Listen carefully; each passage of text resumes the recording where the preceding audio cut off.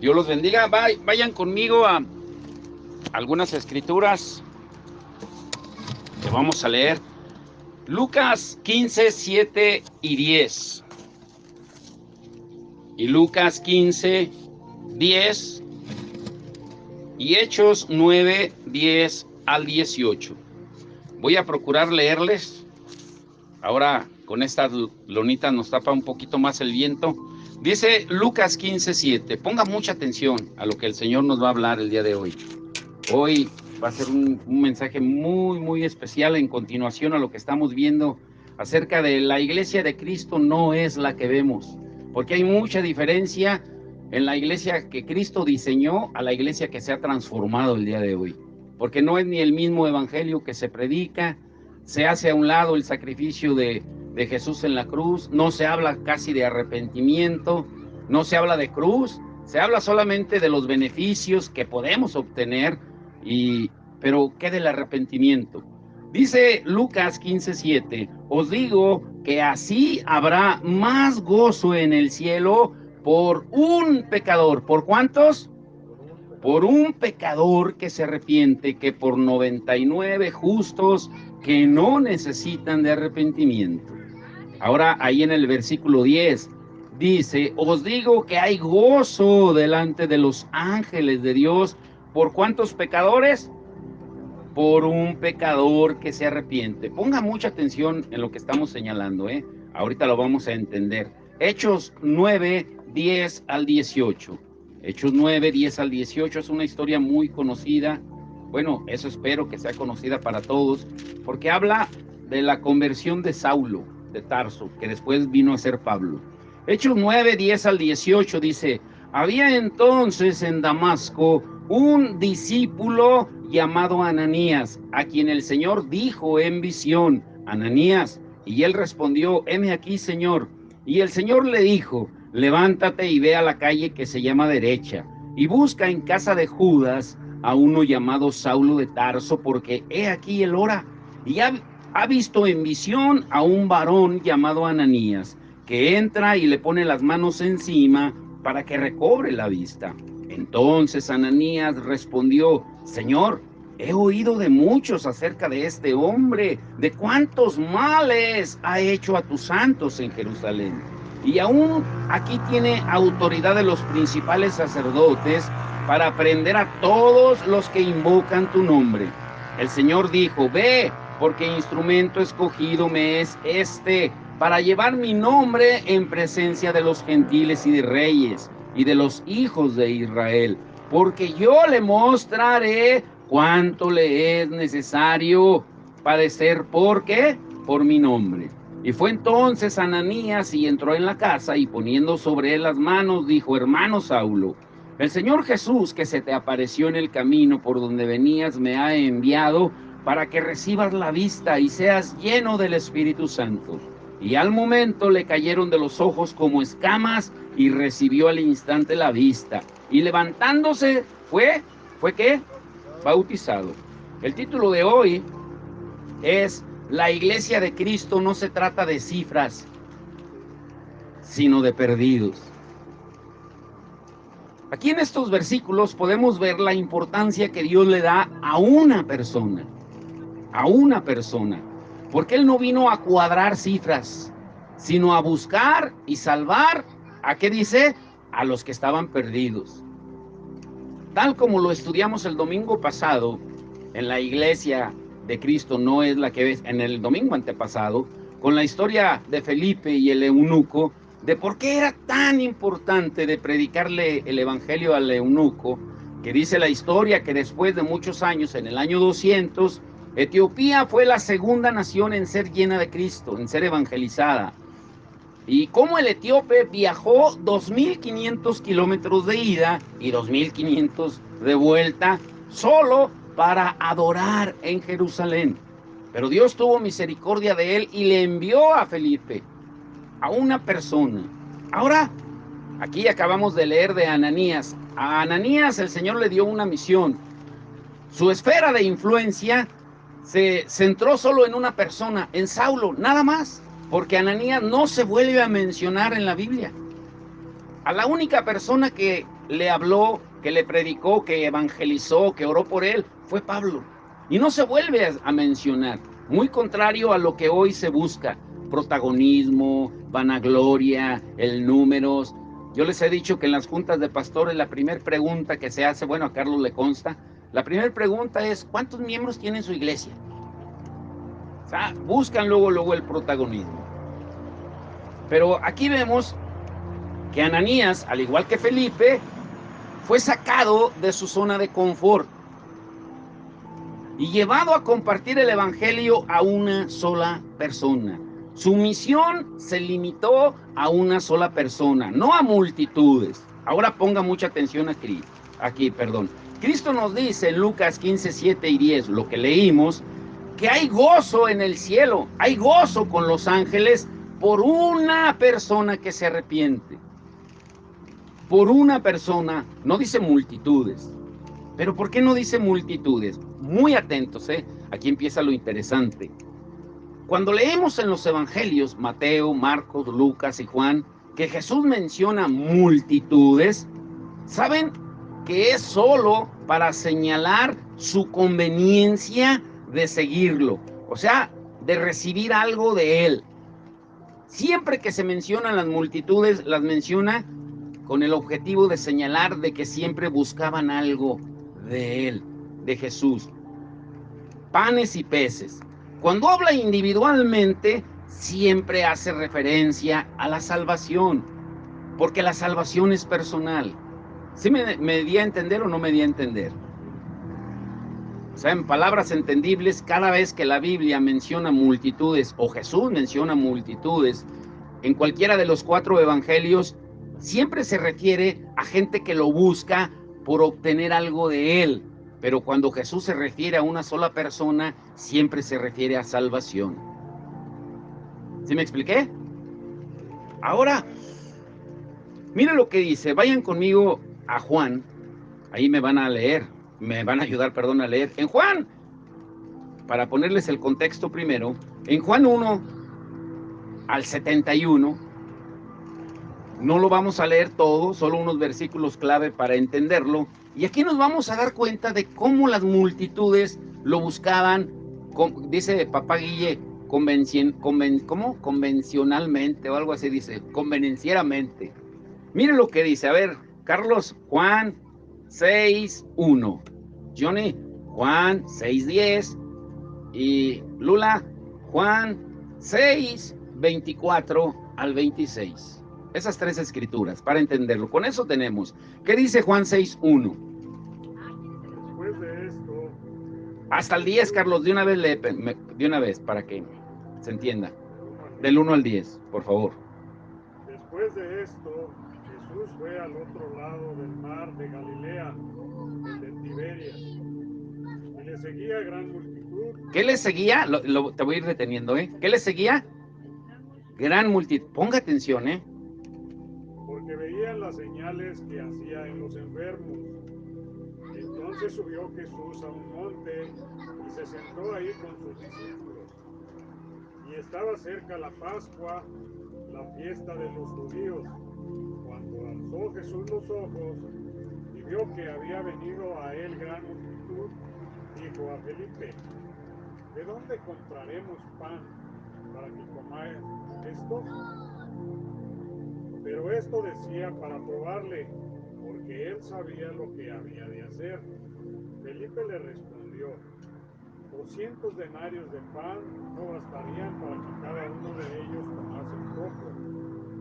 Uno de sus discípulos, Andrés, hermano de Simón Pedro, le dijo: aquí está un muchacho que tiene 5 panes de cebada y 2 pececillos.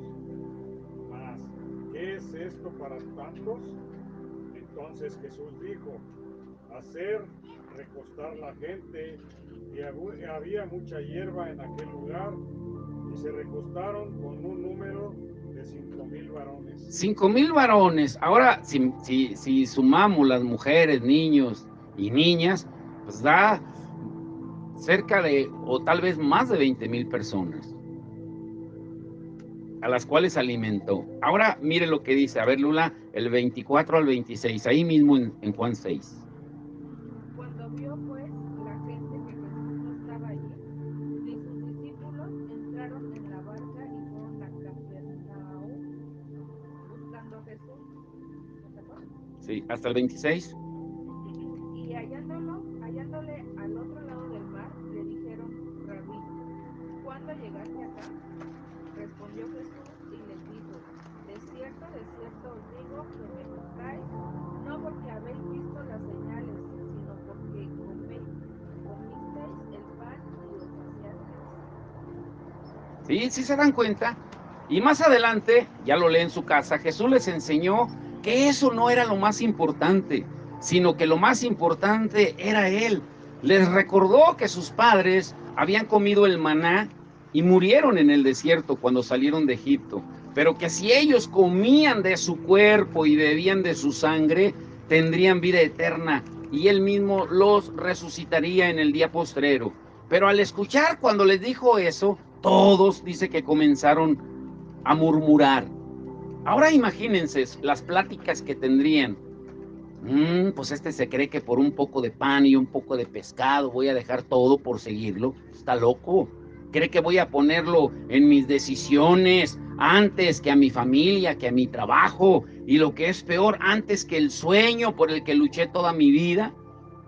Muy lindas sus palabras, reconozco que tiene poder, pero está loco. ¿Sabes? Me estoy imaginando. Porque la multitud consideraba que el costo de seguir al Señor era demasiado alto. Y los mismos discípulos también más cercanos le decían, parafraseando lo que le dijeron, oye Señor, como que esta vez se te pasó la mano, ¿no? Como que les hablaste muy duro. ¿No será mucho lo que pides? Son palabras muy duras, Jesús. Pero ¿qué les dice Jesús? Ahí lean el verso 67, Juan 6, 67. ¿Qué les dice? Él no se detuvo. Juan 6, 67.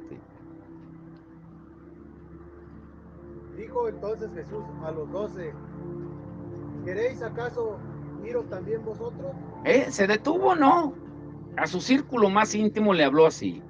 Ahora, ¿se imaginan a un pastor, a un ministro, un evangelista haciendo eso hoy en día en las iglesias? Al contrario, hoy la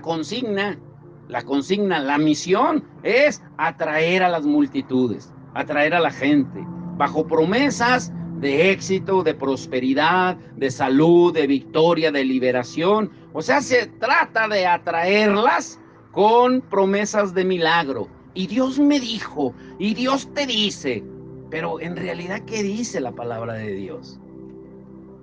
Por eso cuando yo veo, se los digo con toda sinceridad, palabras que ponen, soy una guerrera de Dios, soy un guerrero de Dios y esto, suena muy bonito, pero ¿por qué no ponen, necesito arrepentirme, porque soy un pecador, porque esto? A todos nos gusta que nos hablen bonito. Y todas las promesas que se hacen hoy en día, ¿qué tienen que ver con el Evangelio? Imaginen qué respondería Jesús hoy si entrara a uno de nuestros cultos. ¿Mm? Él diría, miren, si no se rinden para seguirme, se van a perder.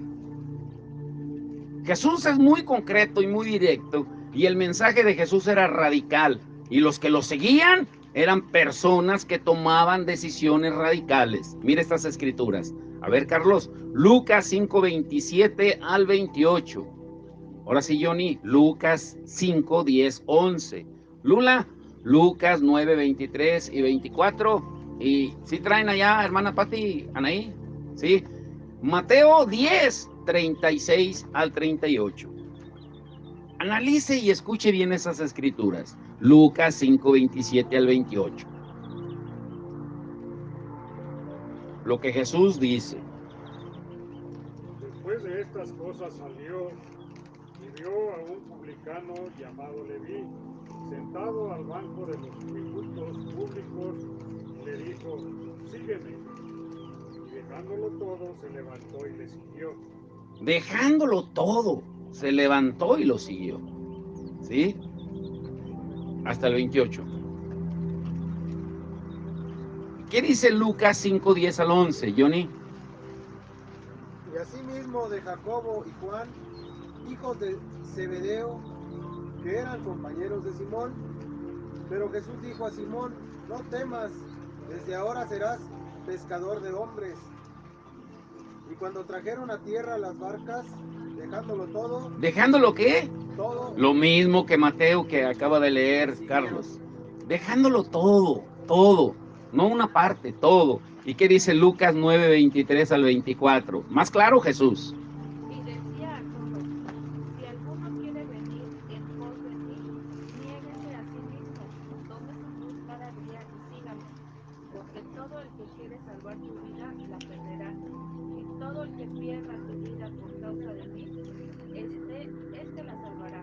¿Se dan cuenta? Y Mateo 10, 36 al 38. Uy, más claro que esa escritura no se puede. Los enemigos del hombre serán como su casa.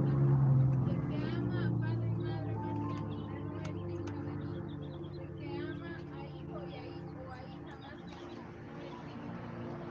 Y el que no toma su cruz y sigue en pos de mí, no es digno de mí. ¿Se dan cuenta? Ahora pongan atención, por favor. El Evangelio no se trata de cuadrar cifras, de cuántos miembros o asistentes tiene una iglesia. No se trata de llenar estadios o iglesias o edificios, sino de hacer la voluntad de Dios. Es muy diferente. Para que su propósito se cumpla en cada uno de nosotros. Porque es Dios quien construye la iglesia. Él es el que la edifica.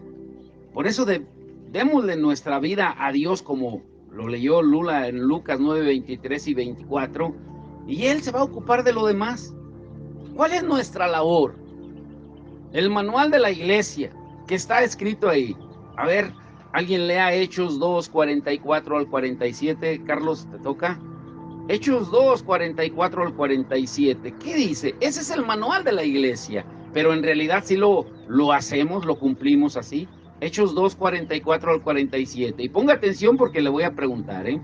Todos los que habían creído estaban juntos y tenían en común todas las cosas, y vendían sus propiedades y sus bienes, y los repartían a todos según la necesidad de cada uno. Y perseverando unánimes cada día en el templo y partiendo el pan en las casas, comían juntos con alegría y sencillez de corazón, alabando a Dios y teniendo favor con todo el pueblo. Y el Señor añadía cada día a la iglesia los que habían de ser salvos. Ahí está muy claro. ¿Quién debe dar el primer paso? La iglesia, los creyentes. Y una vez que lo hace, dice que el Señor es el que se encarga de añadir a la iglesia los que han de ser salvos. No dice multitudes, a los que han de ser salvos. Ahora, punto número 1, solo hay 2 puntos hoy, pero están muy profundos. Número 1, lo que acabamos de leer hasta ahorita es darnos cuenta de que no hay un reino sin cruz. En el Evangelio de Mateo, capítulo 4, nos relata cuando Jesús fue tentado por Satanás. Y en Mateo 4, 8 dice, otra vez le llevó el diablo a un monte muy alto y le mostró todos los reinos del mundo y la gloria de ellos. Y le dijo, mira, todo esto te daré, si postrado me adoras. En otras palabras, el diablo le estaba diciendo a Jesús, te ofrezco todo esto, lo mismo que tú viniste a buscar un reino, pero yo te lo doy, sin que seas vituperado, sin el oprobio, sin la vergüenza, sin la necesidad de pasar por la cruz. Y todavía le agregó algo más. Yo te lo puedo dar porque me fue entregado. Ahora, recordemos que Dios se lo había dado a Adán en Génesis, el poder de administrar todo, pero lo perdió cuando pecó y se puso bajo la autoridad de Satanás al momento que desobedeció a Dios, al creer sus mentiras y obedecerle. Satanás, él creía que si había podido hacer pecar a Adán, pues lo mismo podría hacer con Jesús. Pero Jesús le respondió en Mateo 4:10, vete, Satanás, porque escrito está, al Señor tu Dios adorarás y solo a Él servirás. No había otra posibilidad de que Jesús pudiera establecer su reino si no llegaba a la cruz, y Satanás lo sabía. Ahora grábense esto, ya lo hemos visto y lo hemos estudiado. El único que promete riquezas fáciles, terrenales, es Satanás. Escuche bien, no es que las riquezas sean malas, sino el uso que le damos a las riquezas. El único que promete riquezas terrenales ¿es quién? ¿Es quién? Satanás. Satanás. Por eso en 1 de Timoteo 6, lo lee en su casa, todo el capítulo 6, pero especialmente llegando hasta el 10, del 1 al 10, habla de cómo por la avaricia los hombres se corrompen y el amor al dinero los aparta de la fe. E incluso dice que la raíz de todos los males es el amor al dinero. No es tener dinero, sino es de que ames al dinero. Ahora, a las multitudes les gustan los beneficios, las bendiciones, no les gusta la cruz. Por eso tengamos cuidado cuando escuchemos de campañas que se hacen. Yo tengo mucho cuidado en eso, cuando en las campañas que van a realizar prometen milagros, prometen bendiciones, prometen sanidades. Son palabras solamente de psicología positivas. Todo lo que se puedan imaginar prometen, pero sin cruz, sin dolor, sin sufrimiento. En Mateo 16, 21 dice que Jesús comenzó a declararle a sus discípulos que le era necesario ir a Jerusalén y padecer, sufrir mucho de los ancianos, de los principales sacerdotes, de los escribas, y ser muerto y resucitar al tercer día. Y Pedro, al escuchar esto, tomándolo aparte, le dijo: Señor, ten compasión de ti, en ninguna manera esto te acontezca. Pero Jesús le respondió: quítate delante de mí, Satanás. Y le dijo el motivo de por qué lo estaba exhortando de esa manera. Le dice: porque me eres tropiezo, porque no pones la mirada en las cosas de Dios, sino en las cosas de los hombres. Porque todo el que quiera salvar su vida la perderá, pero todo el que pierda su vida por causa de mí la hallará. Si Jesús hubiera tenido compasión de sí mismo, no hubiera podido tener compasión de nosotros. No hubiera ido a la cruz. Y sin la cruz no hay salvación ni reino de Dios. Ahora grábense esto, esto es para entendidos. Esa es la misma razón por qué alguien que es autocomplaciente no puede dar. Alguien que se autoconmisera él mismo, porque todo el tiempo está pendiente de sí mismo, de su propia necesidad, pero no de los demás. El orden de Dios no ha cambiado. Mateo 22, 37 al 40 dice: amar a Dios, amar al prójimo como a nosotros mismos. Nosotros vamos en último lugar, pero en la psicología moderna nos lo invierten. Primero ámate tú para que puedas amar a los demás. No es así en el orden de Dios. Por eso las campañas, grábeselo muy bien esto, donde se les promete tanto, pero sin cruz. En las campañas muchas veces uno ve multitudes que supuestamente están entregando su vida a Cristo. Cuando hacen el llamado los predicadores, y allá ve una mano, allá ve otra mano, allá, pues claro, pues les están prometiendo bendiciones, todos levantamos la mano. Pero ¿qué sucede después con esas multitudes que levantaron la mano? ¿Qué sucede? Nosotros mismos lo hemos visto cuando hemos hecho eventos. Mucha gente viene, pero ¿dónde están después? Ahora, ¿por qué? Porque nos gusta recibir milagros que solo buscan panes y peces. Los hijos de Dios que entienden que con Cristo nos fueron dadas todas las cosas, viven conscientes de la realidad. ¿De cuál realidad? De que la vida del hombre no consiste en la abundancia de los bienes que posee, sino de que Dios nos da para que podamos dar. Todo lo que trate de impedir la cruz de Cristo viene de Satanás. Jesús jamás prometió que íbamos a tener una vida sin sufrimiento. Nunca lo dijo. Un evangelio sin cruz no es evangelio. Es un evangelio sin Cristo. Porque Satanás odia todo lo que tenga que ver con la cruz. Porque él sabe que en la cruz está la derrota de él. Y él sabe que quien lleva su cruz diariamente y quien no se baja de esa cruz está muerto. Pablo decía en Gálatas 2:20, con Cristo estoy juntamente crucificado, ya no vivo yo, mas Cristo vive en mí. Jesucristo dijo en Lucas 9:23 que tenemos que tomar la cruz diariamente. ¿Pero para qué es la cruz? La cruz no es solamente para que la tengamos de adorno colgada en un lugar o la tengamos aquí, sino es para que nosotros estemos ahí crucificados juntamente con Cristo, muriendo a la carne. Porque mientras no muramos a la carne, mientras no llevemos la cruz, si te bajas de la cruz, no hay muerte de la carne. Al contrario, vamos a querer más vida de la carne. Y si no hay muerte, no hay resurrección. Y ahora escuchen, si no hay resurrección, el que va a ganar es Satanás y la muerte. Pero si aceptamos la cruz diariamente, va a llegar el momento en que mueras. No solamente a tus deseos, al yo pienso, al yo siento, al yo quiero, sino también morir físicamente, porque está escrito, todos vamos a morir, pero ya sabes a dónde vas a ir. La gente, cuando está en el lecho de muerte, lo que más teme es que no saben a dónde van a ir, incluso creyentes, cantidad de que están temerosos, porque no saben a dónde van a ir, porque toda su vida vivieron un evangelio pero sin cruz. Y tal vez nunca lo hemos pensado así. Pero si alguien te preguntara qué es la cruz, ¿qué le responderías? ¿Qué le responderías? Si alguien te preguntara a ti, ¿qué es la cruz? Tal vez nunca lo hemos pensado así, pero escuche bien.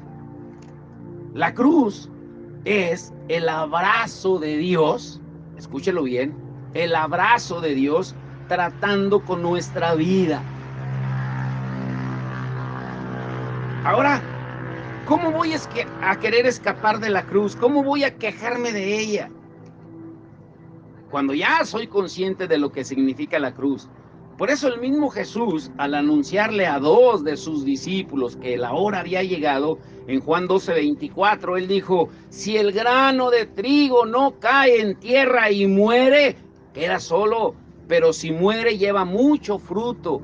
¿Pero a qué se refiere? ¿De que te mueras literalmente? No, se refiere a que mueras a lo yo pienso, yo siento y yo quiero. Que mueras a tus deseos egoístas, que solo piensas en ti. Y también les dijo en Juan 12:25, que el que ama su vida, la perderá. Y el que aborrece su vida en este mundo para vida eterna, la guardará. ¿Pero qué dijo en Juan 12:27? Ahí es donde da un giro cuando les dice algo que es muy importante de entender. Y les dice, ahora está turbada mi alma. ¿Y qué diré? Padre, sálvame de esta hora, mas para esto he llegado a esta hora. Jesús llegó al punto donde el Padre quería que llegara. Jesús había llegado donde él se había propuesto llegar y dijo, Padre, ahora glorifica tu nombre. Ese es el camino. Esa es la meta, seguir el ejemplo de Cristo. Pero ¿por qué no queremos morir? ¿Por qué no queremos morir? Cuando Pedro, un ejemplo claro, más tarde, cuando negó a Jesús, horas antes, Pedro, él había declarado que seguiría a Jesús a una costa de perder su vida. Yo te seguiré a donde quiera que vayas. Pero solo un rato más tarde, él quería salvar su vida. Pero no es solo Pedro, esa es una historia que se repite con cada uno de nosotros. Como le decíamos a la gente en el hospital el viernes, Dios hace el milagro y luego vas y le agradeces a alguien que ni siquiera tuvo que ver. Le llevas veladoras y flores a quien ni en cuenta. ¿Por qué? Porque todos los días, si no llevamos la cruz, si no la tomamos diariamente, vamos a negar a Jesús. Porque vivimos tanto en el área de las emociones, en lo que pensamos, en lo que somos, en lo que sentimos. Y grábense muy bien esto. Si Dios no destruye nuestra autoconfianza, vamos a seguir siendo engañados, pensando que todo es por nosotros, por nuestros propios sentimientos, por mis habilidades, por mis esfuerzos, por mi trabajo. Lo que menos se escucha hoy en día es acerca de la cruz. Es lo que menos se escucha, lo que menos se predica y que se vive en el área del alma. El alma no quiere morir, solo quiere panes y peces, bendiciones, beneficios. Pero la cruz tiene que tratar con el alma. Yo estaba hablando con mi papá acerca de los centros de rehabilitación, que por cierto ya abrieron otro y van a abrir no sé cuántos más. Le digo, te voy a hacer una pregunta, porque le estaba compartiendo acerca de esto, de las multitudes. ¿Cuántas personas dices que bautizaron el año pasado en los centros de rehabilitación? Creo que ya se los compartí. Cerca de 3,000 bautizaron el año pasado. Y le dije, pero de esos 3,000, dime la verdad, ¿qué porcentaje crees tú que hayan permanecido firmes? Así un porcentaje. ¿Saben qué porcentaje dijo? A ver, si alguien tiene alguna idea, de 3,000. Que permanecieron firmes después de ser bautizados. El 1%. El 1%. O sea, de 101. ¿Pero por qué? Porque si escuchan, y no estoy criticando al centro de rehabilitación, lo hago con propósito al tema, porque muchas veces no se les lleva a ser confrontados con la cruz. Los oyes, las predicaciones, Dios te ama tal como eres, y Dios quiere bendecirte, y Dios quiere sanarte, y Dios quiere restaurarte, Dios quiere restaurar tu familia, Dios quiere restaurar tus hijos, Dios te quiere restaurar a ti. Y yo le decía a mi papá, enséñame un versículo donde Jesús diga que Él vino a restaurar. Jesús vino a hacer nuevas todas las cosas. Dice 2 Corintios 5:17, que las cosas viejas pasaron, que todas son hechas nuevas. Jesús no es reparador ni restaurador, Él es hacedor. Pero mientras no lo entendamos, vamos a seguirle ofreciendo a la gente panes y peces, porque no se trata con la cruz. Pero ¿cómo le vas a predicar de la cruz a la gente, de morir al yo, cuando lo que interesa es cuadrar cifras, que se llenen los lugares, que se llenen los edificios, explotar a la gente? Hace un rato hablaba con Luis y híjole, cuánta explotación existe muchas veces en lugares como centros de rehabilitación. Es una realidad, porque lo que interesa es que crezca la membresía. ¿Cómo queremos seguir a Cristo sin perder nuestra vida? El yo pienso, el yo quiero, el yo siento. Pedro aprendió esa verdad con dolor, que no podemos seguir a Cristo sin perder nuestra vida. Y nadie duda de lo que Pedro le dijo a Jesús. Señor, ten compasión de ti. ¿Por qué se lo dijo? Porque amaba a Jesús. Y debido al amor que tenía por él no quería que Jesús sufriera, sí se entiende. Pero lo que Jesús le dejó bien claro a Pedro es que mucho de lo que nosotros llamamos amor, Él no lo llama de la misma manera. Y luego corrige a Pedro.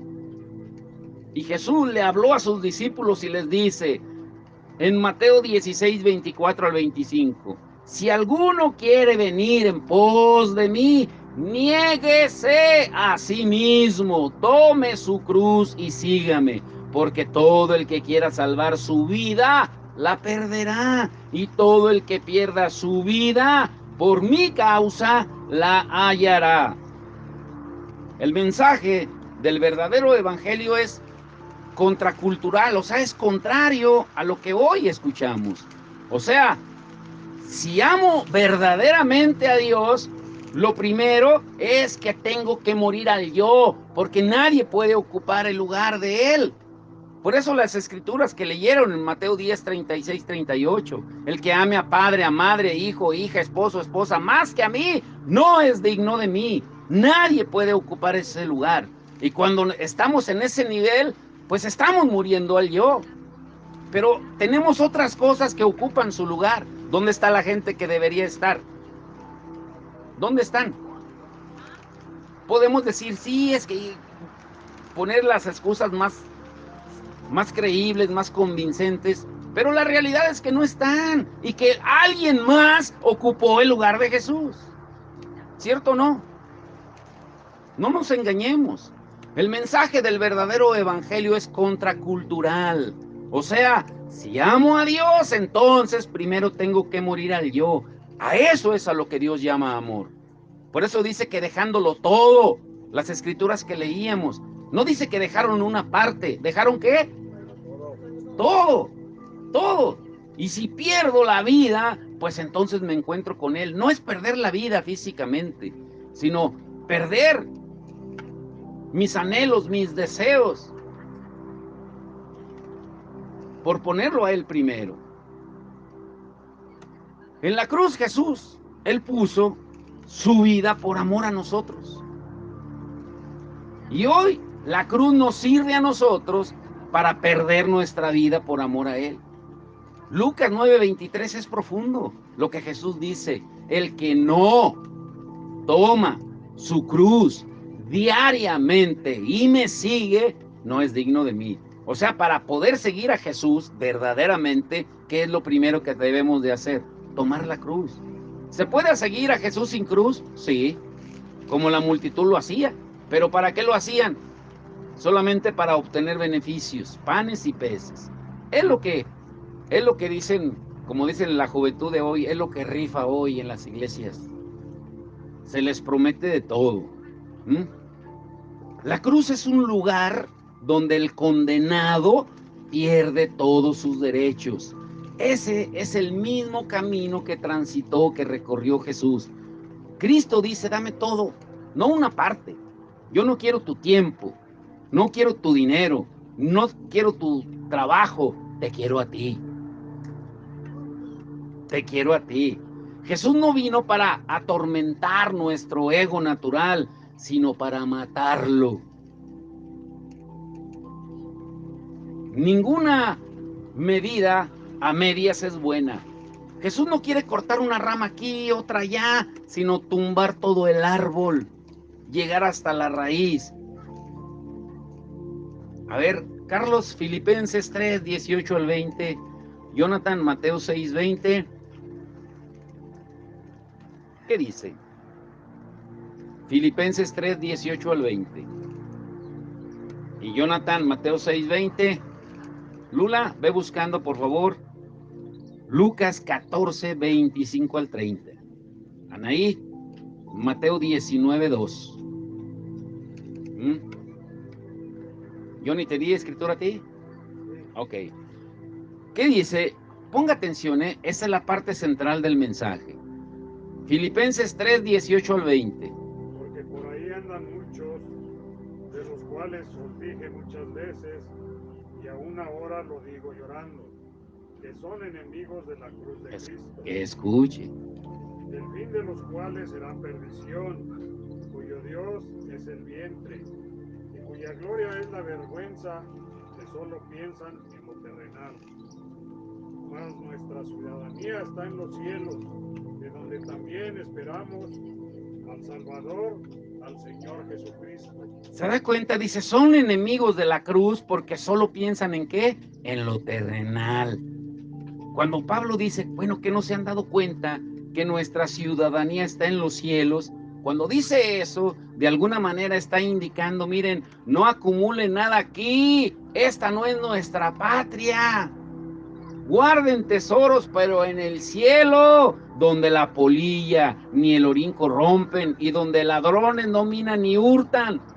Y él mismo se los dijo. ¿Qué dice Johnny? Mateo 6:20. Sino haceos tesoros en el cielo, donde ni la polilla ni el orín corrompen y donde ladrones no minan ni hurtan. Así de simple. ¿Qué es lo que hacemos cuando vamos al hospital al compartirle a la gente necesitada, al orar por ellos, el predicarle la palabra, el sembrar la palabra? Tú no sabes el impacto que Dios va a hacer en ellas, no sabes. Tú no sabes la cantidad de gente que se le ha predicado y que en un futuro ni lo veamos, y no, es más seguro que ni lo vamos a ver, de cómo el Señor va a transformar vidas. Pero no se trata de tener una iglesia grande y pavonearse de que tengo la iglesia más grande, cuando nunca vas a los perdidos, cuando solamente, perdón por la palabra, como dice mi papá, cuando solamente estamos engordando cerditos en la iglesia, dándoles lo que quieren, alimentándolos con lo que quieren y aprovechándonos de ellos también, Tenemos que cambiar nuestra mentalidad. Darnos cuenta de lo que Pablo dice, ya no piensen en lo terrenal, hombre, dense cuenta que su ciudadanía está en los cielos. Ahora, grábese esta frase que escuché hace muchos años. No es tonto aquel que da lo que no puede retener, para ganar lo que no puede perder. ¿Sí entienden la profundidad? No es tonto aquel que da lo que no puede retener, porque el día que te mueras no te vas a llevar nada. Para ganar lo que no puede perder, lo que Jonathan leyó, lo que Jesús dijo, hacer tesoros en el cielo. ¿No le da gusto a ustedes ver la carita de alegría de la gente cuando recibe su pan, su café en el hospital? La alegría de la gente. Y no solo por el alimento, porque se sienten amados, se sienten queridos y se sienten de que Dios de verdad se preocupa por ellos. Ese es el evangelio que Jesús enseñó. En Mateo 4, 23 y 24 dice que Jesús recorría todas las aldeas alrededor de Galilea y él enseñaba, predicaba, oraba por los enfermos y echaba fuera demonios. Él no estaba estancado, encerrado en cuatro paredes. Y él nos dijo en Mateo 25, 31 al 46, cuál era o va a ser el estándar en que vamos a ser medidos el día que muramos, cuando Él venga a juzgar a la tierra con sus santos ángeles. Él dice, por cuanto tuve hambre y no me diste de comer, estuve desnudo y nunca me visitaste, estuve en la cárcel y jamás te acordaste de mí, tuve frío y no me cubriste, y por cuanto lo hiciste a uno de estos pequeños, a mí lo hiciste. ¿Y qué dice que va a suceder con aquellos que no lo hicieron? Apartados de mí, hacedores de maldad, al fuego eterno. Uy, uy, uy. No se trata de buenas obras tampoco, sino se trata de reflejar si de verdad Cristo vive en nosotros. Jesús siempre dejó en claro que seguirlo a Él implicaría poner en riesgo nuestra seguridad, nuestra satisfacción temporal, pero que también nos iba a llevar a una recompensa revolucionaria que este mundo jamás nos podrá ofrecer. Jesús dijo muy claro que el que no renuncia a todo lo que posee no puede ser su discípulo. Esencialmente porque no hay reino sin cruz y sobre todo no olvidemos que la cruz no termina en la muerte, no, sino en la resurrección. Vamos a la cruz, pero para resucitar con Él. Ahora escuchen esto muy bien, el segundo punto, este está corto. Segundo punto y último. ¿Conoces el costo de seguir a Cristo? ¿Sabes? ¿Conoces el costo de seguir a Cristo? Cuando pensamos en tanta gente que se ha apartado, que se ha alejado de Cristo, y aquí no es la excepción, como lo hemos estado viendo en los devocionales esta semana acerca de la apostasía, que espero que estén escuchando, queda claro que necesitamos hacernos una pregunta. Los que se han alejado, los que se han apartado, ¿de verdad habrán comprendido de qué se trata ser cristianos? ¿De qué se trata? Nadie mejor que Jesús para explicarlo. A ver, Lula, Lucas 14, 25 al 30. Luego va a seguir Anaí con Mateo 19, 2. Luego sigue Carlos otra vez, Marcos 3, 7 al 10. Luego Jonathan, Lucas 11, 29. Escuche bien lo que dice Lucas 14, 25 al 30. Grandes multitudes iban con él y volviéndose les dijo, si alguno viene a mí y no aborrece a su Ahora, padre, otra vez, perdón que te interrumpa, ponga atención lo que está diciendo, ¿eh? Aquí viene el punto central de lo que estamos hablando, de que a Jesús no le interesan las cifras, no le interesan los números, le interesan los perdidos. Ponga atención en las escrituras que vamos a leer. Hermana Pati, a mí me faltó darle Juan 12, del 12 al 13, para que todos participen. Otra vez, Lula, ponga atención lo que dice, te voy a estar deteniendo, perdón. Lucas 14, 25 al 30. grandes multitudes, ¿Grandes qué? multitudes Ponga atención. iban con él y volviéndose les dijo, si alguno viene a mí y no aborrece a su padre, y madre, y mujer, e hijos, y hermanos, y hermanas, y aún también su propia vida, no puede ser mi discípulo. Y el que no lleve su cruz y viene en pos de mí, no puede ser mi discípulo. Porque ¿quién de vosotros queriendo edificar una torre no se sienta primero y calcula los gastos, a ver si tiene lo que necesita para acabarla? No sea que después que haya puesto el cimiento y no pueda acabarla, todos los que lo vean comiencen a hacer burla de él, diciendo, este hombre comenzó a edificar y no pudo acabar. hasta el 30. Muy atentos a lo que acaba de leer Lula. Dice que grandes multitudes iban con él, pero no eran discípulos. Porque él les dice, miren, el que quiera de verdad ser mi discípulo y no seguirme solamente por panes y peces, parafraseando, dice, tiene que, y les da los requisitos. ¿Cuál es la diferencia? Que las multitudes buscaban panes y peces, sanidades, milagros, beneficios, pero no seguirlo a él. Mire estas escrituras. A ver, Anaí, Mateo 19:2.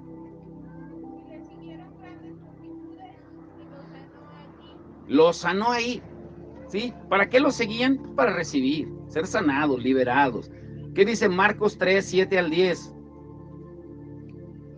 Mas Jesús se retiró al mar con sus discípulos y le siguió gran multitud de Gran Galilea. multitud, otra vez.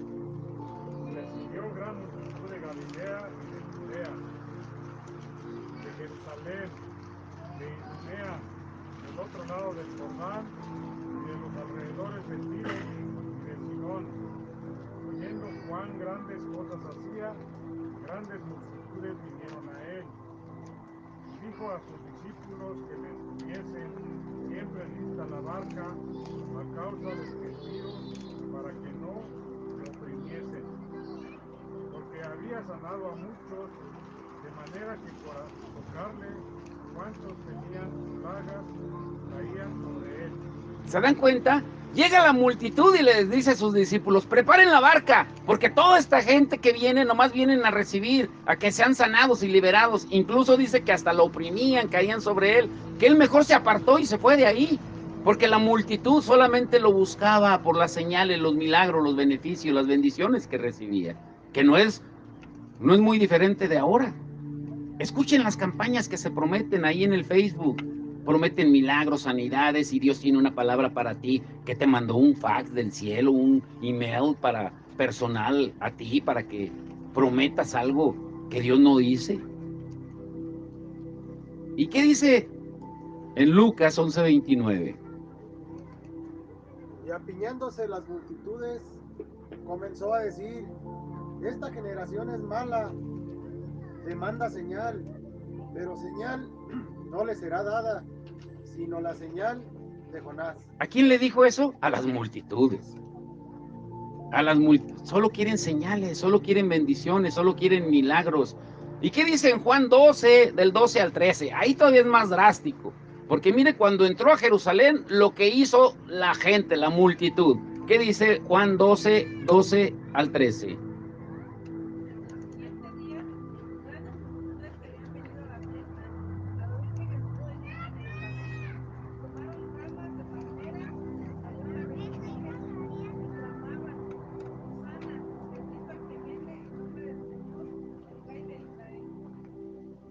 Las grandes multitudes le gritaban, Hosana, lo querían hacer rey, pero ¿para qué? Pues para que les diera lo que querían. Pero como no sucedió, esa misma multitud que gritó un domingo, a los 4 días ya estaban gritando que lo crucificaran, porque no recibieron nada de lo que ellos querían. Querían un rey que cumpliera sus caprichos. Pero Jesús siempre fue muy claro en cuanto al costo de seguirlo. Y él dice en Lucas 14:33, así pues, cualquiera de vosotros que no renuncia a todo lo que posee, y esto no quiere decir que te quedes pobre y que vendas todo, no, se refiere a que no pongas nada antes que a él. Es a lo que se refiere. No puede ser mi discípulo. En otras palabras, el Señor está diciendo, calculen los costos antes de edificar, antes de seguirme, antes de marchar a la guerra. Hay que hacer cálculos. Necesitamos predicar el evangelio como lo hacía Jesús. Solo así nos vamos a asegurar de no estar plantando una semilla que no da fruto. Una semilla de plástico, como ya lo vimos en los estudios pasados. Ahora escuchen esta pregunta. ¿Cuáles creen ustedes que son? Aquí está la parte central. 5 minutos y terminamos. Hoy el mensaje está corto. ¿Cuáles son los 2 motivos por los cuales creen ustedes que una persona puede perderse en el camino. O sea, de que está en la iglesia y de repente, pues ya, puede durar 5 o 10 años, pero se fue de repente. Y de repente se endurece tanto. Hay gente que se ha apartado, híjole, ahora la ves y parece que, ay. De aquí, les estoy hablando de aquí del rancho. No les doy nombres, pero imaginen. Pero la pregunta es esta. ¿Cuáles son los 2 motivos por los cuales una persona puede marcharse, puede perderse en el camino? ¿Cuáles creen ustedes que son esos 2 motivos? Lo que acabamos de leer y de ver. Número 1, escuchen esto, porque hay una culpabilidad compartida, No es todo de la persona que se va. Número 1, que la persona no calcula el costo. No calcula el costo. Y cuando vienen las pruebas, cuando vienen las dificultades, ¿qué es lo primero que hacen? Se van, porque no reciben lo que querían, porque no se les enseña. El punto número 2 es ese. No calculan el costo porque no se les enseña el significado de seguir a Cristo. No se les dice, mira, ahora que estás en Cristo, no creas que va a ser sana, Cristo sana y borrón y cuenta nueva. No. Dios no tiene un borrador para borrar el pasado. Lo que sí tiene es un lápiz para reescribir tu futuro. Pero necesitas arrepentirte. Necesitas morir al yo pienso, al yo siento, al yo quiero, el estarte justificando de que tú no tienes la culpa de nada, cuando de verdad la tienes. Toda persona que se justifica es porque es culpable. ¿Y cómo se comprueba? Porque Jesús, cuando fue vituperado, golpeado, escupido, ofendido, le arrancaron la barba a jalones, dice que no abrió su boca para defenderse. Desde el momento en que nosotros tratamos de defendernos, ya perdimos. Ahora en la semana les cuento, como parte del estudio, sucedió un caso con mi papá. Allá en el centro de rehabilitación está el pastor principal, 8 pastores y un encargado administrativo de los centros de rehabilitación. Y mi papá siempre ha sido leal, no porque sea mi padre, pero desde hace más de 35 años, donde yo lo he conocido, donde Dios lo ha llevado, siempre ha sido fiel. Y eso es lo que Dios va a premiar. ¿Sabían ustedes la fidelidad de la persona? Dice Mateo 25, 21, que el día que estemos frente a Él y seamos fiel al lugar donde Él nos puso, fieles al reino, fieles al evangelio, Él nos va a decir, entra en el gozo de tu Señor, siervo bueno y fiel. Pues mi papá tuvo un problema con un pastor, fue y él, tratando de solucionar las cosas, va y le dice al pastor principal. No contaba que el pastor principal y el director de los centros pues se iban a poner en contra de él. El jueves habló con él y mi papá llorando, deshecho, como nunca lo había oído. Y eso me orilló a hablar con Pepe, que es el director de los centros. Con el pastor ese nunca contestó. Pero lo bueno es de que le pidieron perdón, fueron con él y todo se arregló. ¿Por qué les estoy diciendo esto? Necesitamos calcular el costo. Van a haber pruebas, van a haber tribulaciones, pero ¿cómo va la gente a entender el costo si no se les enseña el significado real de seguir a Cristo? Por eso hay una advertencia que hace la palabra. A ver, Johnny, busca Santiago 3:1. ¿Cómo van a enseñar hoy la verdad si la iglesia está llena de falsos maestros? De lobos rapaces vestidos de oveja. ¿Sí? ¿Qué dice Santiago 3:1? Hermanos míos, no os hagáis maestros muchos de vosotros, sabiendo que recibiremos mayor condenación. ¿Se da cuenta? A final de cuentas, si tú estás recibiendo un evangelio porque no se te enseña realmente lo que es el evangelio de Cristo, Dios le va a pedir cuentas al que te lo está enseñando. Si alguien te está prometiendo panes y peces, beneficios solamente, pero sin costo de cruz, Dios se lo va a demandar a él. A mí me lo va a demandar. Y mire, yo ya había terminado este mensaje, según yo, y para amanecer ayer, el Señor me daba esto. Escuche esto. ¿Por qué creen ustedes que a Dios no le interesan las multitudes? ¿Por qué creen ustedes que a Dios no le interesa cuadrar cifras, sino los perdidos? Si tú y yo leemos con detenimiento los evangelios, nos damos cuenta de que Jesús alimentó a miles de gentes, sanó a miles de gentes, liberó a... Tanto que dice Juan que si se escribiera todo lo que Jesús hizo, no alcanzarían los libros. Imagínense todo lo que hizo. ¿Pero por qué? En Hechos 1, 4 al 8 dice que solamente le quedaron como 120 de todos esos miles. ¿Por qué? Porque puede haber muchos que vayan con él, pero pocos discípulos. Hay muchos que lo siguen por las señales, como estudiamos hoy, por lo que reciben. Al Señor no le interesa cuadrar cifras, sino los perdidos. Sino los perdidos. Ahora escuchen esto es para entendidos, ¿eh?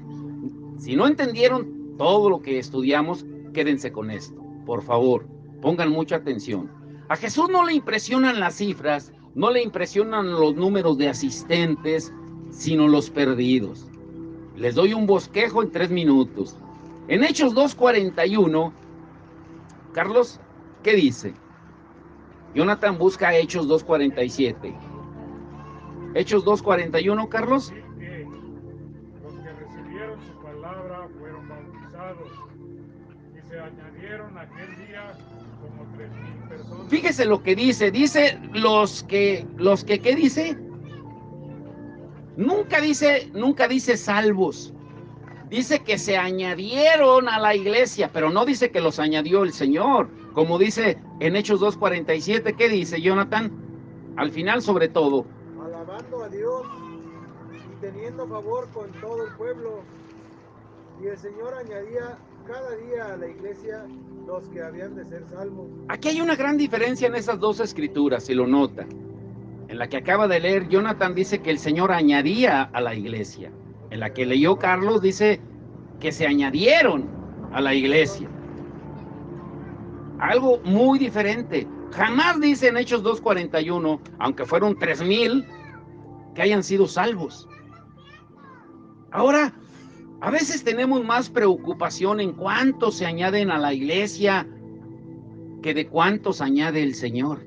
Nos interesan más los números, las cifras, el cuadrar cifras, que entender que el que añade a la iglesia a los que han de ser salvos es el Señor. Nosotros no sabemos cuánta gente el Señor haya salvado en el hospital, cuántos de verdad le hayan entregado su corazón, porque a Él no le interesa llevar estadísticas, no es para que lleves un libro contable como lo hacen en las iglesias, en cuántos se añaden. El hombre puede añadir a la iglesia con estrategias humanas, llenar un lugar, pero Dios añade a los que han de ser salvos. Ahora, dice que en Hechos 2:41 que se añadieron como 3,000. Ahora, ¿qué dice en Hechos 4:4? Alguien léalo. Hechos 4:4. Ahí cambia un poco, porque dice que oyeron y creyeron, pero no dice que fueron salvos. ¿Qué dice Hechos 4:4? Pero muchos de los que habían oído la palabra creyeron, y el miembro de los varones era como 5,000. 5,000 y 3,000, ya hay una iglesia de 8,000. O sea, en 2 predicaciones, en 2 campañas, ya tenemos 8,000 miembros de una iglesia. La pregunta tal vez ustedes no se la habían hecho, como yo tampoco, por eso les digo que esto el Señor me lo dio de último minuto. Y yo le preguntaba al Señor, pero ¿por qué no siguió este modelo de ganar miles de gentes? ¿Por qué si en una predica Pedro y son 3,000? ¿Por qué en otra predica y son 5,000? Y en 2 predicaciones ya tenemos una multitud de 8,000. ¿Por qué no siguió ese modelo donde las multitudes venían a añadirse a la iglesia? ¿Por qué ya no continuó? ¿No se han preguntado eso? Porque a Dios no le interesan las multitudes, no le interesa cuadrar cifras, sino los perdidos. ¿Qué sucedió con esa mega iglesia de 8,000 miembros? Pues empezaron los problemas, porque dice que empezaron a discutir por manteles, por mesas. Las viudas griegas se quejaron con las judías, Entonces escogieron a 7 varones que estaban llenos del Espíritu Santo, tratando de poner orden. Pero ¿qué sucedió? Que Dios los sacó de su comodidad. Les dijo, no, se están equivocando. No es con estrategias humanas. ¿Qué sucedió? Que Esteban es asesinado, comienza la persecución de la iglesia y fueron esparcidos. ¿Qué dice Hechos 8:4? ¿Qué dice? Hechos 8:4. Ya vamos a concluir. Pero los que fueron esparcidos iban por todas partes anunciando el evangelio. ¿Los que fueron qué? O sea, el Señor dijo, a ver, aquí están muy comoditos atendiendo a las viudas, están muy aquí, muy nice, pero ese no fue mi propósito. Esa no es la gran comisión. La gran comisión de Mateo 28, 18 al 20 fue, vayan y hagan, salgan. Igual que Marcos 16, 16 al 20. Pero dice que fueron esparcidos. ¿Y qué sucedió? Si siguen leyendo ahí en Hechos 8, Felipe, como estudiamos, se fue a Samaria y comienza un gran avivamiento. Y Felipe comienza y las multitudes empiezan a venir, a ser sanadas y liberadas. Pero ¿qué hace el Señor? ¿Qué hace? Lo manda al desierto, como ya estudiamos, para que le predicara al eunuco. Y con el ejemplo de Ananías que vimos al principio en Hechos 9, 10 al 16, donde el Señor le dice a Ananías, ve y predícale a Pablo, no a las multitudes, una sola persona. Y Ananías no se vuelve a mencionar. ¿Qué les quiero decir con todo esto que acabamos de ver? Que a veces vivimos tan preocupados por las gentes, como dijo un hermano que hasta escribió, y lo digo públicamente, que escribió ahí en el WhatsApp, que esta iglesia no crece y no crece, pero está tan ciego que no se da cuenta que la congregación que él tiene en el lugar donde está fue producto de aquí, que él fue plantado ahí porque ninguna de esas gentes él la ganó. ¿Sí se dan cuenta hasta dónde podemos llegar de nuestra ceguera espiritual? Se sintió pastor y ya se rebeló y se quedó ahí con la congregación que se le entregó para que alimentara, no para que se sintiera el dueño. Al Señor no le interesan las cifras, no le interesan las multitudes, le interesan los perdidos. Por eso sigamos haciendo lo que el Señor nos mandó a hacer. Mateo 25, 31 al 46 es el barómetro con el cual tú y yo vamos a ser juzgados un día. Pónganse de pie.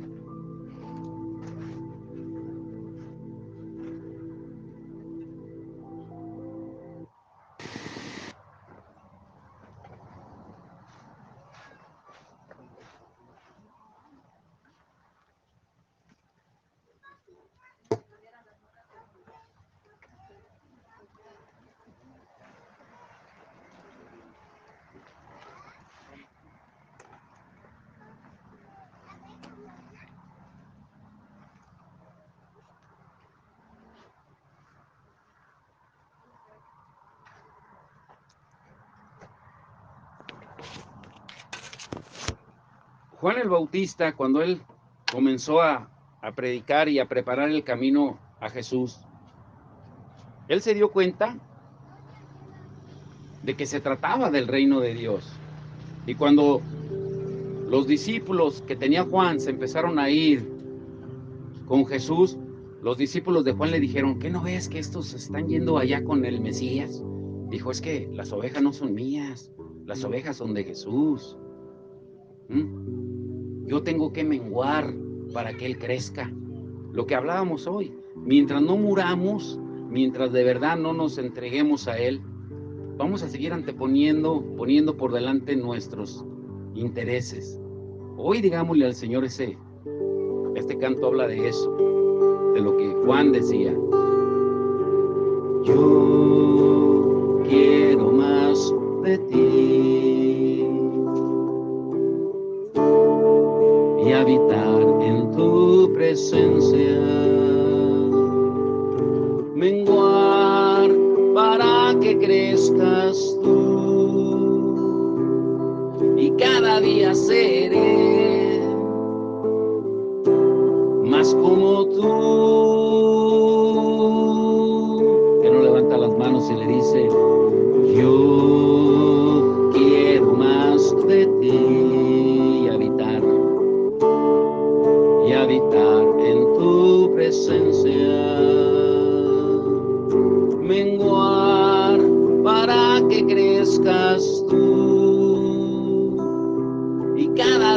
seré más como tú.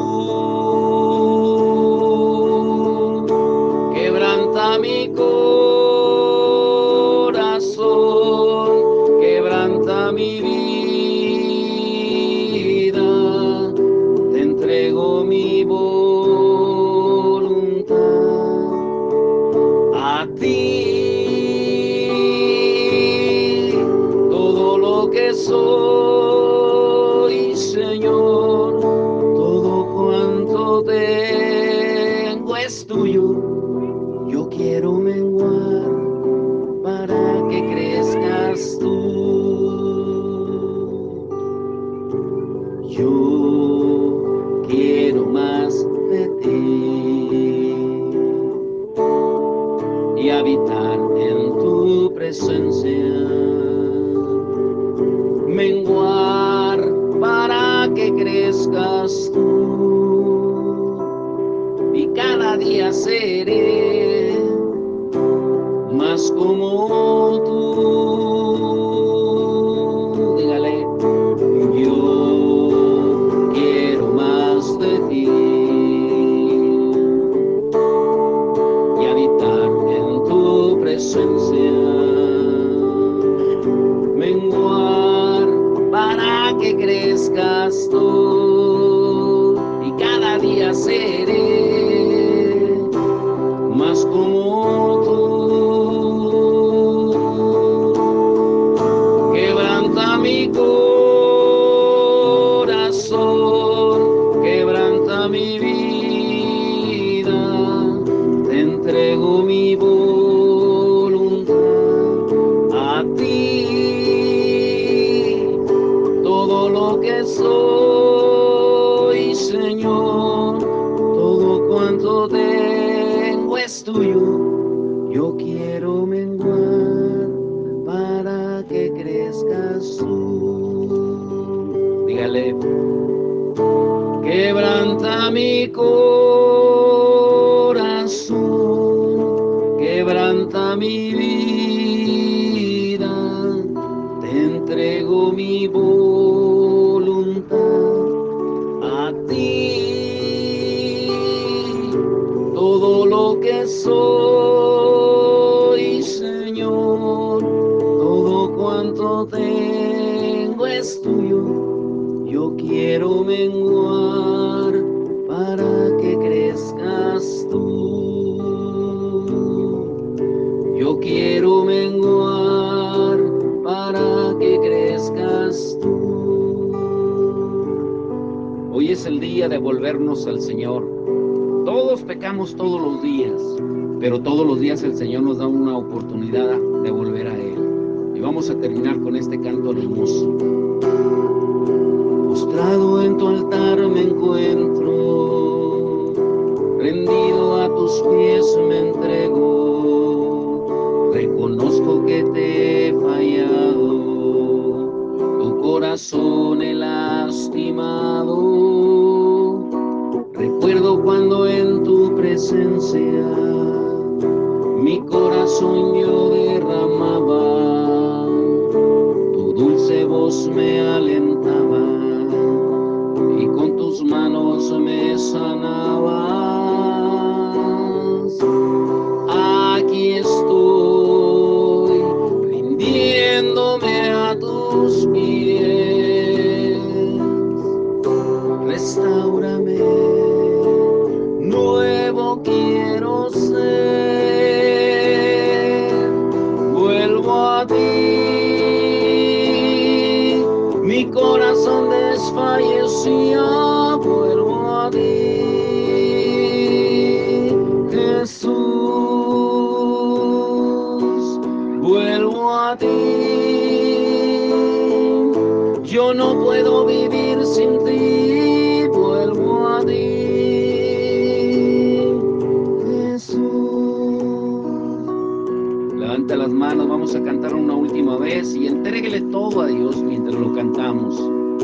Postrado en tu altar me encuentro, rendido a tus pies me entrego. Reconozco que te he fallado, tu corazón he lastimado.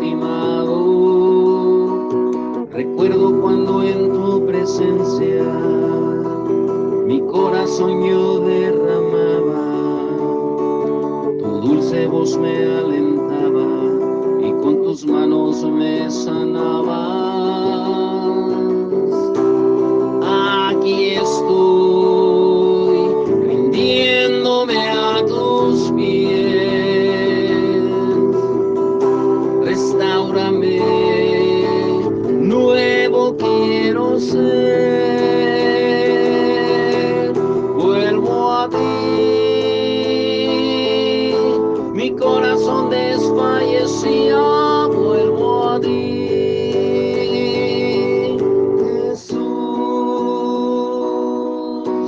vuelvo a ti,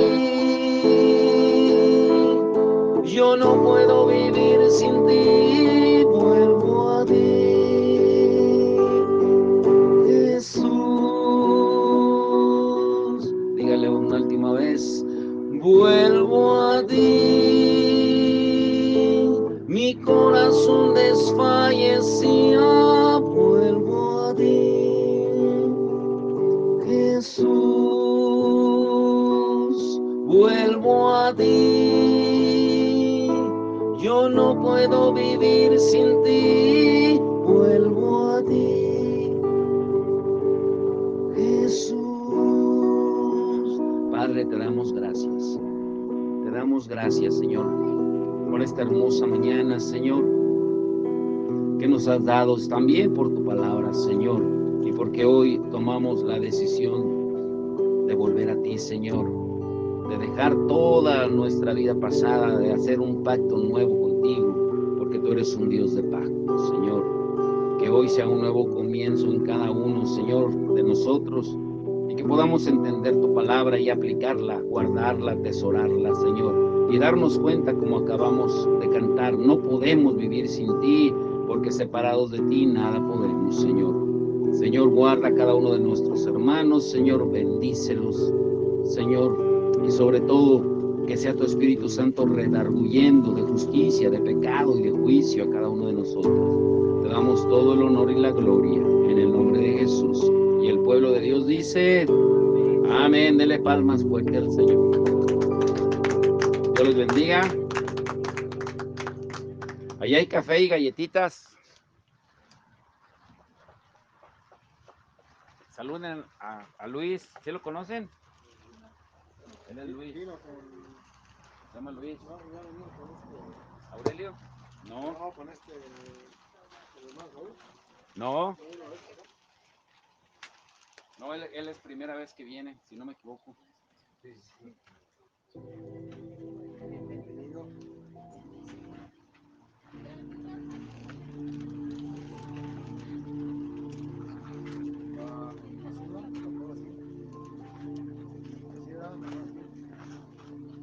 Sí, para que no dé el aire. ¿Eh?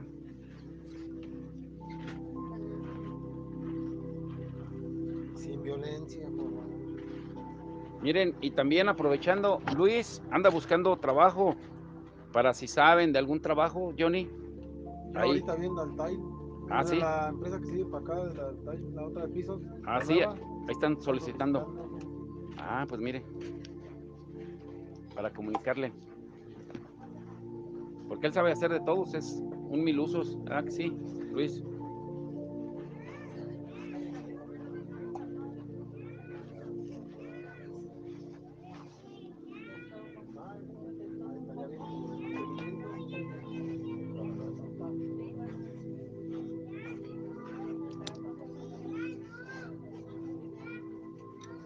Ahí hay café, Luis, sírvete un café, con toda confianza. Así, buen pasado.